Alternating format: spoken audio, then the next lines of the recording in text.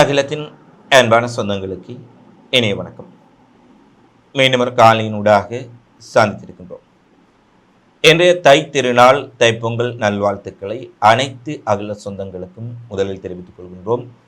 உலகத்துக்கே உணவளிக்கக்கூடிய விவசாய பெருமக்களை கௌரவிக்கக்கூடிய, விவசாயத்திற்கே உதவி செய்யக்கூடிய, சூரியனுக்கு நன்றி செலுத்தக்கூடிய ஒரு உன்னதமான உழவு தொழிலை மதிப்பு கொடுப்பதற்கும், உழவு தொழில் செய்யக்கூடிய விவசாய பெருமக்கள் தங்களுடைய நன்றி அறிதலை வெளிப்படுத்துவதற்காகவும் நடக்கக்கூடிய இந்த பண்பாடு கலாச்சார பெருவிழாவில் உலகம் முழுவதும் பறந்து வாழக்கூடிய இந்த தை திருநாள், தைப்பொங்கல் உழவர் திருநாளை கொண்டாடி கொண்டிருக்கும் அத்தனை அகிலத்தின் சொந்தங்களுக்கும் நல்வாழ்த்துக்களை தெரிவித்துக் கொள்கின்றோம். பொங்கல் பானையில் பால் பொங்குவதைப் போல உங்களுடைய உள்ளங்களிலும் இல்லங்களிலும் மகிழ்ச்சி பொங்கி பிரபாகிக்க வேண்டும், நீங்கள் எண்ணிய எண்ணங்கள் எல்லாம் ஈடேற வேண்டும் என்ற அன்பு நிறைந்த வாழ்த்துக்களோடு நேற்றைய தினத்திலே நாங்கள் உங்களுக்கு ஒரு அன்புரிமையோடு ஒரு அறிவிப்பு ஒன்றை கொடுத்திருந்தோம்.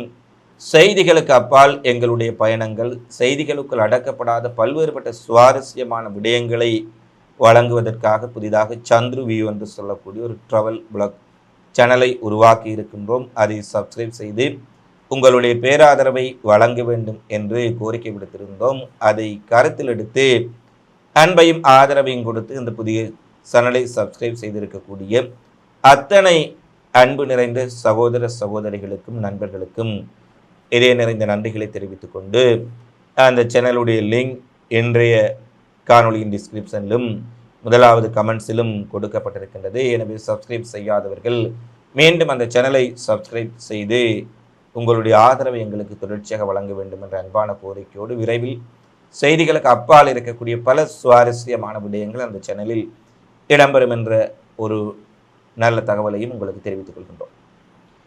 அடுத்த காணொலிக்கு செல்வோம். இன்று முக்கியமாக ஈரான் அமெரிக்கா இடையிலான மோதல் தற்போது எந்த நிலையில் இருக்கின்றது? நேற்றைய தினம் முழுவதும் ஈரான் அமெரிக்கா மீது மிகப்பெரிய தாக்குதலை நடத்தப் போகின்றார்கள்.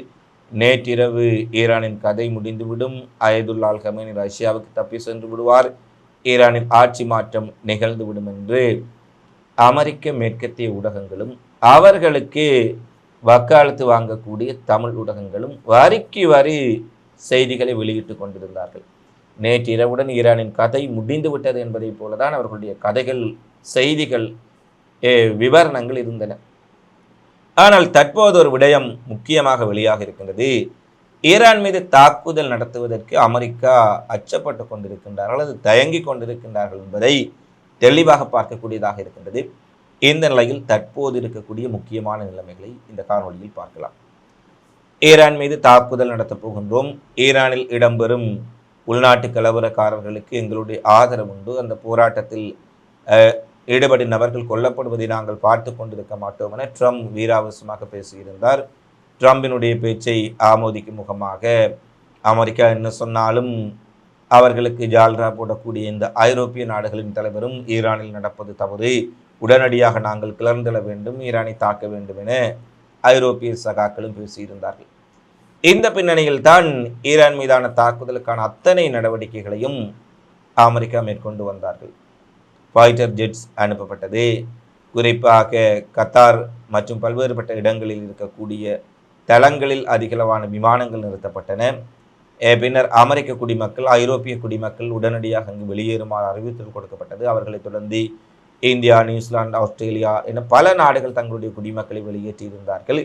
எனவே நேற்றிரவு ஒரு மிகப்பெரிய தாக்குதல் ஈரான் மீது நடக்கலாம் என்று தொடர்ச்சியான ஒரு மிரட்டல்களும் அதற்கேற்ற நடவடிக்கைகளும் கொடுக்கப்பட்டு வந்த சூழ்நிலையில் ஈரான் தெளிவாக கூறிவிட்டார்கள், இனி வீட்டு பொம்மஸை வைத்து அடித்தாலும் சரி, ஒரே நேரத்தில் 100 விமானங்களை கொண்டு வந்து அடித்தாலும் சரி, இஸ்ரேலும் அமெரிக்காவும் ஒட்டுமொத்த ஐரோப்பாவும் வந்து தாக்கினாலும் சரி, நாங்கள் எதிர்த்து நிற்கப் போகின்றோம். போர் என்றால் போர், சமாதானம் என்றால் சமாதானம். ஈரான் அடிபணிந்து உங்களுடைய மிரட்டல்களுக்கோ தாக்குதல்களுக்கோ அஞ்சி ஒருபோதும் அமெரிக்காவுடன் பேச்சுவார்த்தைக்கு வராது. கௌரவமான நியாயமான பேச்சுவார்த்தை நடத்துவதென்றால் ஈரான் தயாராக இருக்கின்றது. ஈரானை மிரட்டி அடிபணிய வைக்கக்கூடாது என்று ஒரு தெளிவான பதில். அது மட்டுமல்ல, ஈரானுடைய IRGC உச்சபட்ச விசாரணைக்கு கொண்டு வரப்பட்டது. அமெரிக்கா எங்கள் மீது தாக்குதல் நடத்தி அடுத்த ஒரு சில மணி நேரத்தில் யோசிப்பதெல்லாம் கிடையாது. ஒரு சில மணி நேரத்தில் மத்திய கிழக்கில் இருக்கக்கூடிய அத்தனை அமெரிக்க தளங்களையும் முற்றாக துடைத்தளித்து விடுவோம் என்று ஈரான் பகிரங்கமாகவே ஈரானுடைய இராணுவ தளபதி குறிப்பிட்டார். ஈரானுடைய வெளியுறவுத்துறை அப்பாஸ் அரக்ஷி குறிப்பிட்டார். ஈரானினுடைய குட்ஸ் படையினுடைய தளபதி என அனைவருமே ஒரே கருத்தில் எங்களுக்கு அச்சம் கிடையாது. அமெரிக்கா தாக்கி அடுத்த நொடி மத்திய கிழக்கில் இருக்கக்கூடிய அத்தனை தளங்களும் அழிக்கப்படும் என்பதை திட்ட தெளிவாக குறிப்பிட்டார்கள். காசாவிலும் சரி பாலஸ்தீனத்திலும் சரி இத்தனை படுகொலைகள் நடந்த போது அமெரிக்காவுக்கும் இஸ்ரேலையும் ஆதரித்து கொண்டு அவர்களின் காலடியில் விழுந்து கிடக்கக்கூடிய இந்த அரபுக்கள் மத்தியில் ஈரான் ஒரு வித்தியாசமான நாடு என்பதை பல தடவை குறிப்பிட்டோம். அவர்கள் அச்சப்படவில்லை. அமெரிக்க தாக்குதல்களினால் தங்களுக்கு பேரிழப்பு ஏற்படும் என்பதை அறிந்தும் எதிர்த்தாக்குதல் நடத்துவோம் என்பதில் திட்ட தெளிவாக இருந்தார்கள். ஈரானுடைய இந்த உறுதி அமெரிக்கர்களையும் அவர்களுடைய கூட்டாளிகளுக்கும் சற்று யோசிக்க வைத்திருக்கும் என்பதில் எந்த மாற்று கருத்தும் இல்லை. ஏனெனில் ஈரான் சொன்னது மட்டுமல்ல, 12 நாள் யுத்தத்தில் இஸ்ரேல் மீது செய்தும் காட்டியிருந்தார்கள். மொசாட் தலைமையகம் உட்பட இஸ்ரேலினுடைய அதி உயர் இராணுவ ஆய்வு மையங்கள், மிக முக்கியமான இராணுவ கேந்திர மையங்களை எல்லாம் ஈரான் ஏவுகணைகள் துடைத்து அளித்திருந்தன. அது மட்டுமல்ல, அமெரிக்கா V2 மூலம் ஈரானின் அணுசக்தி நிலைகள் மீது தாக்குதல் நடத்திய பின்னர் கத்தாரில் இருக்கக்கூடிய அமெரிக்காவின் அல்லுதை தளம் தாக்கப்பட்ட பின்னரே ஈரான் தங்களுடைய தாக்குதலை நிறுத்தி யுத்த நிறுத்தத்துக்கு வந்திருந்தார்கள் என்பது குறிப்பிடத்தக்கது. அந்த தளத்தில் சேதங்கள் குறைவாக இருந்தாலும் அந்த தளத்தை ஈரானிய ஏவுகணைகள் தாக்கி இருந்தன என்பதுதான் மிக முக்கியமானது. இந்த நிலையில்தான் அமெரிக்கா ஈரானை தாக்குவதற்கு எடுக்கப்பட்ட முயற்சிகளை விட ஈரானின் பதிலடியிலிருந்து தங்களை பாதுகாப்பதற்காக எடுக்கப்பட்ட முயற்சிகள், ஈரானின் பதில் தாக்குதலுக்கு இவர்கள் எவ்வளவு அஞ்சி போயிருந்தார்கள் என்பதை தெளிவாக காட்டியிருந்தது. ஏனெனில் ஈரான் மத்திய கிழக்கு தளங்களை தாக்குவதை உறுதிப்படுத்தியவுடன் கத்தாரில் இருக்கக்கூடிய அமெரிக்காவின் மிக முக்கியமான விமானப்படை அதிகாரிகள், இராணுவ அதிகாரிகள், இராணுவத்தினர் அவசரமாக தப்பிச் சென்றார்கள். எங்கு சென்றார்கள் என்பது தெரியவில்லை. ரகசியமான இடத்துக்கு அனுப்பப்பட்டார்கள். மிக முக்கியமான கத்தாரினுடைய விமானங்கள் எல்லாம் அங்கிருந்து வெளியேற்றப்பட்டன. எனவே கத்தார் விமானப்படை தளம் மீது ஈரான் தாக்குதலை நடத்தினால் அதிலிருந்து தங்களை பாதுகாப்பதற்காக மிக முக்கியமான இராணுவ அதிகாரிகள் உடனடியாக வெளியேறியிருந்தார்கள். இது அமெரிக்கா அவ்வளவு அச்சப்பட்டிருந்தார்கள் என்பதை தெளிவாக காட்டியிருந்தது. இந்த இடத்திலே தான் சவுதி அரேபியாவும் துருக்கியும் இம்முறை ஒரு உறுதியான நிலைப்பாட்டை எடுத்திருந்தார்கள் என்பதையும் ஒரு பாராட்டுக்குரிய விடயம். ஏனெனில் சவுதி அரேபியா, கத்தார், ஏனைய நாடுகள் இவ்வாறான நிலைப்பாட்டை இந்த எடுப்பார்கள். ஏனெனில் அவர்களுடைய தளங்கள் மத்திய கிழக்கில் இருக்கின்றது. ஈரானை தாக்குவதற்கு அவர்கள் முற்படும் போது இந்த தளங்களை பயன்படுத்தி தாக்குவது இலகுவானது. இந்த சூழ்நிலையில் இவர்கள் என்ன முடிவுகளை எடுப்பார்கள் என்ற நேரத்தில் சவுதி அரேபியா திட்டவட்டமான ஒரு அறிவிப்பு, எந்த காரணத்தை கொண்டும் எங்களுடைய நாட்டில் இருக்கும் தளங்களை பயன்படுத்தி நீங்கள் ஈரான் மீது தாக்குதல் நடத்த அனுமதிக்கப்படாது. சவுதி அரேபியாவினுடைய வான்வெளியையோ அல்லது சவுதி அரேபியாவில் இருக்கக்கூடிய அமெரிக்க படைத்தளங்களையோ ஒருபோதும் ஈரானுக்கு எதிராக பயன்படுத்த முடியாது என்பதை திட்டவட்டமாக தெரிவித்து விட்டார்கள். அவர்கள் தெரிவித்தது ஒருபுறம் ஈரான் மீது இருக்கக்கூடிய நல்லெண்ணம் என்றெல்லாம் சொல்லிவிட முடியாது. சவுதி அரேபியா தளத்தை அமெரிக்கா பயன்படுத்தினால் அடுத்த நொடி சவுதி அரேபியாவினுடைய எண்ணெய் கிணறுகளை ஈரான் ஏவுகணைகள் பற்றி எரிய செய்துவிடும் என்பதை அவர்கள் நன்கு அறிந்திருக்கின்றார்கள். ஏனெனில் ஏமன் கவுதிகளை, அரம்பு எண்ணெய் கிணறுகள் உட்பட பல எண்ணெய் கிணறுகளை கடந்த காலங்களில் பற்றி எரிய செய்து மிகப்பெரிய பொருளாதார பேரழிவை சவுதிக்கு ஏற்படுத்தியிருந்தார்கள். கவுதிகளை அப்படியான சம்பவங்களை செய்த போது ஈரான் ஏவுகணைகள் இவ்வாறான சம்பவங்களை செய்துவிடக்கூடாது என்பதை சவுதி அரேபியா தெளிவுபடுத்தியிருந்தார்கள். கத்தார் ஒரு அவசரமான அறிவிப்பு அமெரிக்காவை நோக்கி செல்கின்றது.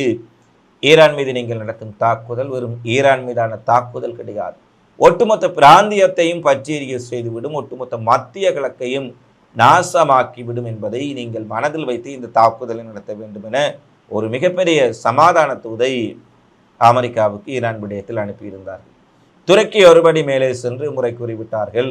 இஸ்ரேல், அமெரிக்கா, இந்த உள்நாட்டு குழப்பங்கள் என்பது ஈரானின் சொந்த பிரச்சனை, அது அவர்களுடைய இறையாண்மைக்குட்பட்ட பிரச்சனை. அவர்கள் அதை சரி செய்வதற்கான நடவடிக்கைகளை மேற்கொண்டு வருகின்றார்கள்.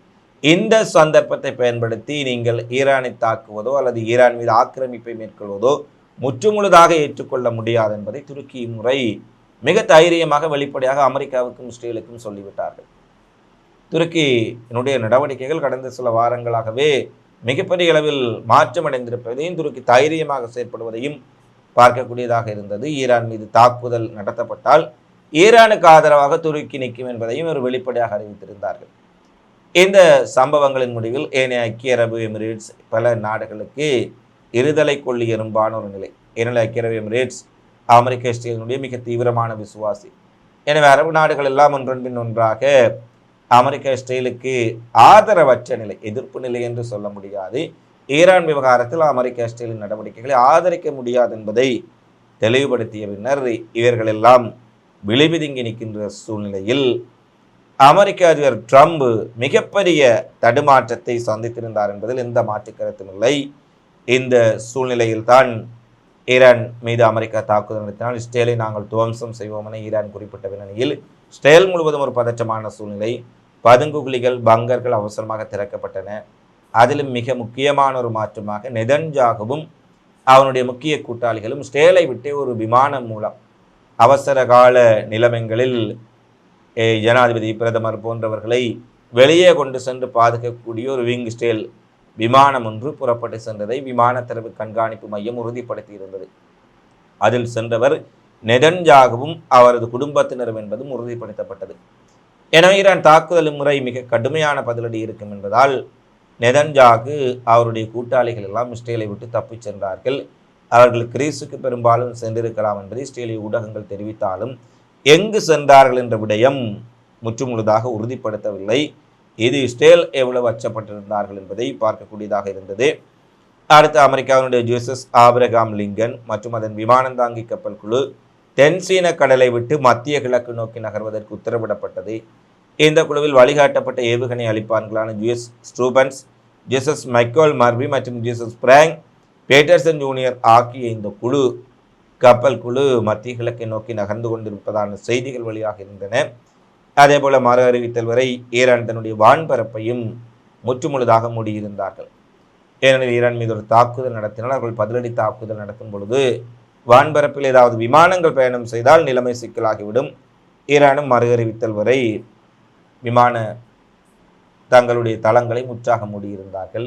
ஐரோப்பிய, அமெரிக்க, மேற்கத்திய நாடுகள், ஏனைய நாடுகளினுடைய குடிமக்கள் ஈரானிலிருந்து அவசரமாக வெளியேற்றப்பட்டார்கள். இவையெல்லாம் நேற்று இரவிலேயே ஒரு மிகப்பெரிய தாக்குதல் ஈரான் மீது நடக்கலாம் என்று எதிர்பார்க்கப்பட்ட சூழ்நிலையில் பத்திரிகையாளர்கள் சந்திப்பில் ட்ரம்ப் ஒரு அதிர்ச்சியான விடயத்தை குறிப்பிட்டார். ஈரான் தாக்குதல்கள் குறித்து அவர்கள் கேட்டபோது, ஈரானில் கொலைகள் நின்று விட்டதாக எங்களுக்கு தெரிவிக்கப்பட்டுள்ளது. அது நின்று விட்டது என நான் நினைக்கின்றேன். அவர்கள் அனைவருக்கும் மரண தண்டனை நிறைவேற்றுவதற்கான எந்த திட்டமும் அவர்களிடம் இல்லை என்பதும் தற்போது தெரிய வருகின்றது.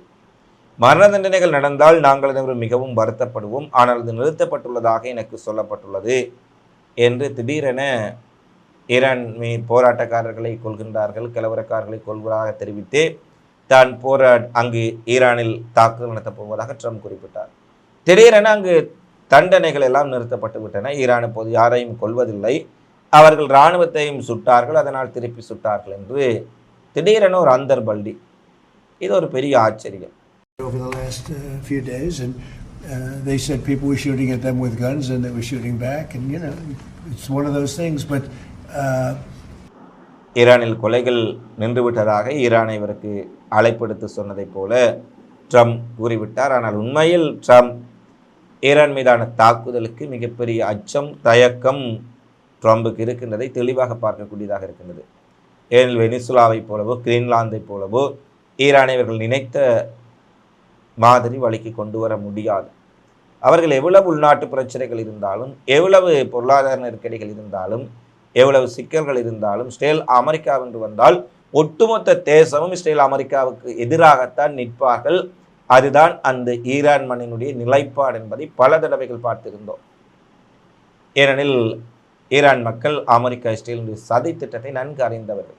ஏனைய அரபுலக நாடுகளை விட அவர்கள் மிகப்பெரிய அளவிலான ஒரு பகுத்தறிவுடன் செயற்பட்டு வருகின்றார்கள். இந்த நிலையில்தான் அமெரிக்கா செனட் சபை மற்றும் காங்கிரஸிலும் இது தொடர்பான கருத்து கணிப்புகள் மேற்கொள்ளப்பட்ட போது ட்ரம்பினுடைய இந்த செனட் காங்கிரஸ் சபையில் கூட அதிக அளவானவர்கள், ஏறக்குறைய 65% மேற்பட்டவர்கள் ஈரான் மீதான தாக்குதலை ஆதரிக்கவில்லை. இது அமெரிக்காவுக்கு மிகப்பெரிய பின்விளைவுகளை ஏற்படுத்தும். அமெரிக்காவுக்கு ஒரு முடிவில்லாத யுத்தத்திற்குள் அமெரிக்காவை தள்ளிவிடும். மத்திய கிழக்கில் அமெரிக்காவினுடைய முதலீடுகள் வர்த்தகத்தை முற்றாக சிதைக்கும் என்று ட்ரம்பினுடைய நிர்வாகத்துக்குள்ளும் எதிர்ப்பு. இப்படியான ஒரு சூழ்நிலையில் தான் ட்ரம்ப் தற்போது ஈரானை தாக்குவதா இல்லையா என்று பின்வாங்கியதானாரா இல்லையா என்று தெரியவில்லை, தடுமாறிக்கொண்டிருக்கின்றார்கள். திட்ட தெளிவாக தெரிகின்றது. கடந்த 4 நாட்களாக அதை சொல்கின்றார்கள், இதை சொல்கின்றார்கள், அமெரிக்கர்களை வெளியே வர சொல்கின்றார்கள், விமானம் தாங்கி கப்பல்களை அனுப்புகின்றார்கள். ஆனால் ஈரான் மீது முதல் தாக்குதல் நடத்துவதற்கு அச்சப்பட்டு கொண்டு தயங்கிக் கொண்டு இருக்கின்றார்கள். இதை கடந்து தாக்குதல் நடந்தால் அது ஒரு மிகப்பெரிய போராக மாறும் என்பதில் எந்த மாற்று கருத்தும் இல்லை. இந்த நிலையில் தான் நேற்று திடீரென ரேஷா பலாவி குறித்தும் ஒரு அதிரடியான செய்தியை ட்ரம்ப் வெளியிட்டார். இதுவரை ஈரான் கலவரம் நடைந்தவுடனேயே அங்கு ஆட்சி கவிழ்ந்துவிடும். ரேஷா பலாவி ஷா மன்னனுடைய எச்சத்தில் இருந்து வந்த மிச்சம் தான் நேரடியாக ஈரானுக்கு சென்று ஈரானின் ஆட்சியை பிடித்து விடலாம். அதன் பின்னர் இஸ்ரேல் அமெரிக்காவின் கைப்பொம்மையான ஒரு அரசாங்கமாக இனிய அரபு நாடுகளைப் போல ஒரு கைப்பொம்மையாக இருந்து கொண்டு தான் நாட்டை ஆளலாம் என்று கனவு கண்டிருந்தார். இதற்கு ட்ரம்பினுடைய ஆதரவு தனக்கு கிடைக்கும் என்றும் அவர் நினைத்திருந்த நேரத்தில் ட்ரம்ப் அதற்கும் ஒரு செக் ஒன்றை வைத்திருக்கின்றார். கேள்வி கேட்கப்படுகின்றது, ரேஷா பஹ்லாவியை நீங்கள் அடுத்த ஆட்சியாளராக நியமிப்பதற்கான முயற்சிகள் மேற்கொள்வதாக சொல்லப்படுகின்றது. உடனே ட்ரம்ப் கூறுகின்றார், ஈரானுக்குள் அவருக்கு போதுமான ஆதரவு கிடைக்கும் என்று நான் நம்பவில்லை. அவரது நாடு அவரது தலைமையை ஏற்றுக்கொள்ளுமா என்பது எனக்கு ஒரு மிகப்பெரிய சந்தேகம். இந்த காமெடி பீஸ் தன்னை ஈரான் ஜனாதிபதியாக நினைத்துக் கொண்டு தினமும் வீடியோ பதிவுகளை விட்டுக்கொண்டு சில 1000 பேர் கொடிகளை பிடித்து கொண்டு வந்தவுடன் ஒட்டுமொத்த ஈரானுக்கே தான் ஜனாதிபதி என்று கூக்குரலிடுவதை ட்ரம்புக்கே ஏற்றுக்கொள்ள முடியவில்லை போலும். இவருடைய தலைமை அங்கிருக்கும் மக்கள் ஏற்றுக்கொள்வார்கள் என்று நான் நினைக்கவில்லை என்று அதிரடியாக கூறியிருப்பது ட்ரம்பின் நிலைப்பாட்டில் மாற்றம் ஏற்பட்டு விட்டதா என்பதை மிகப்பெரிய கேள்விக்குட்படுத்தி இருக்கின்றது. எனவே ஈரான் மீதான தாக்குதலுக்கான தயார் நிலைகள் அப்படியே தான் இருக்கின்றன. விமானம் தாங்கி கப்பலும் மத்திய கிழக்கு நோக்கி சென்று கொண்டிருக்கின்றது. இஸ்ரேலின் நெதன்யாகு உட்பட பலர் நாட்டை விட்டு தப்பி சென்றிருக்கின்றார்கள். எனவே ட்ரம்ப் ஒரு வேளை தாமதப்படுத்தி திசை திருப்பி ஒரு தாக்குதலை நடத்துவதற்கு முயற்சிக்கின்றாரா, அல்லது உண்மையில் ஈரான் மீதான தாக்குதல் நிறுத்தப்பட்டுள்ளதா, அல்லது ஈரான் மீதான தாக்குதலை நடத்துவதற்கான யோசனை தயக்கம் என்பவை இந்த தாக்குதலுக்கான நேரத்தை நீடிக்கின்றதா, அல்லது முழுமையாக பின்வாங்க போகின்றார்களா என்பதெல்லாம் இன்னும் 1 அல்லது 2 நாட்களில் திட்ட தெளிவாக தெரிந்துவிடும். ஈரான் தன்னுடைய வான்பகுதியை முற்றுமுழுதாக மூடியிருந்தார்கள். இந்த நிலையில் தற்போது சில மணி நேரங்களுக்கு முன்னோர் அறிவிப்பு வழியாக இருக்கின்றது. ஈரானின் வான்பரப்பு முழுமையாக திறக்கப்பட்டிருக்கின்றது. விமானங்கள் சாதாரணமாக சென்று வரக்கூடிய ஒரு நிலை காணப்படுகின்றது. ஈரானின் விமான நிலையங்கள் இயல்பாக செயற்படுகின்றன என்ற ஒரு செய்தி தற்போது வெளியாக இருக்கின்றது. அடுத்து பல நாடுகளில் ஈரானுக்கு ஆதரவான போராட்டங்கள் நடைபெற்ற சூழ்நிலையில் அதிசயமாக இந்திய நிர்வாகத்துக்கு உட்பட்ட காஷ்மீரின் கார்கிலில் ஏராளமான மக்கள், ஆயிரக்கணக்கான மக்கள் ஈரான் இஸ்லாமிய குடியரசை ஆதரித்தும் அமெரிக்காவின் ஆக்கிரமிப்பை ஈரான் மீது எதிர்த்தும் மிகப்பெரிய அளவிலான போராட்டம். இதுவரை இல்லாத அளவுக்கு மக்கள் திரண்டு ஈரானுக்கு ஆதரவாகவும் இஸ்ரேல் அமெரிக்காவுக்கு எதிராகவும் கோஷங்களை எழுப்பி இருக்கின்றார்கள். இந்தியா இந்த ஈரான் இஸ்ரேல் விவகாரத்தில் ஈரான் அமெரிக்கா விடயத்தில் நடுநிலை வகிப்பதை பார்க்கக்கூடியதாக இருக்கின்றது.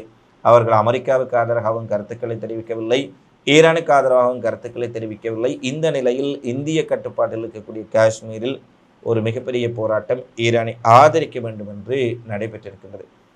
அடுத்து கிரீன்லாந்து விவகாரம். ட்ரம்பினுடைய கூட்டாளிகள் இது எப்படியும் கைப்பற்றியே தீர்வோம், அது விலை கொடுத்து வாங்கலாம் அல்லது நாங்கள் அடித்து இராணுவத்தை கொண்டு பிடிக்கலாம் என அச்சுறுத்தி வரும் சூழ்நிலையில் டென்மார்க்கினுடைய இராணுவ படைகளின் சிறப்பு பிரிவு கிரீன்லாந்துக்கு வர தொடங்கியிருப்பதான செய்திகள் வெளியாக இருக்கின்றன. இதனைத் தொடர்ந்து பிரான்ஸ், ஜெர்மனி போன்ற நாடுகளின் இராணுவ படைகளும் அங்கு வரலாம் என்ற செய்தி தற்போது வெளியாக இருக்கின்றது. எனவே கிரீன்லாந்து விவகாரத்திலும் ட்ரம்புக்கு ஒரு மிகப்பெரிய சிக்கல் காத்திருப்பதை இந்த செய்திகள் உறுதிப்படுத்துகின்றன. இறுதியாக வெனிசுலாவில் இருந்து வந்த சட்டவிரோத குடியேறி ஒருவரை அமெரிக்காவினுடைய ஐசிஇ முகவர் ஒருவர் காலில் சுட்டதை அடுத்து மினியாபோலிஸில் மீண்டும் மிகப்பெரிய கலவரம் ஏற்பட்டது. அந்த மக்கள் கூட்டம் கோபமடைந்த ஐசிசி அமெரிக்காவின் தேசிய காவலர்களை மிகப்பெரிய அளவில் தாக்கி இருக்கின்றார்கள். வெனிசுலாவை சேர்ந்த குடியேற்றவாசியை இவர்கள் முறையற்ற விசத்தில் துப்பாக்கிச்சூடு நடத்தி படுகாயப்படுத்தியதாக தெரிவித்து ஐசிசி முகவர்கள் மீது மிகப்பெரிய தாக்குதல் நடத்தப்பட்டிருக்கிறது. ஏற்கனவே ஒரு அப்பாவி 37 வயதான பெண்ணை இந்த ஐசிசி முகவர்கள் மினியோபோலிஸில் சுட்டுக் கொன்ற சம்பவம் அமெரிக்கா முழுவதும் பெரும் கோபத்தை ஏற்படுத்தி மிகப்பெரிய போராட்டம் தீயாக பரவி கொண்டிருக்கின்றது. இந்த நிலையில் மீண்டும் ஒருவர் மீது சுடப்பட்டு காலில் காயப்படுத்தப்பட்ட நிலைமை அங்கிருக்கும் மக்கள் மத்தியில் மிகப்பெரிய கோபத்தை ஏற்படுத்தி இருக்கின்றது. அமெரிக்கா முழுவதும் போராட்டங்கள் தீவிரமடைந்திருக்கின்றன. பல இடங்களில் அரசு வாகனங்களும் அரசு சொத்துக்களும் கொளுத்தப்பட்டு கொண்டிருக்கின்றன. எனவே இந்த போராட்டம் இன்னும் சில நாட்கள் நீடித்தால் அது ட்ரம்ப் அரசுக்கு நெருக்கடியான போராட்டமாக மாற்றம் பெறலாம் என்பது அங்கிருக்கும் அரசியல் ஆய்வாளர்களின் கருத்து. இவைதான் இன்றைய நாளில் வெளியான மிக முக்கியமான செய்திகளாக நிகழ்வுகளாக பதிவாக இருக்கின்றன. தினந்தோறும் உலகெங்கு நடைபெறும் செய்திகளை உடனுக்குடன் அறிந்து கொள்ள அகிலத்தோடு இணைந்திருங்கள்.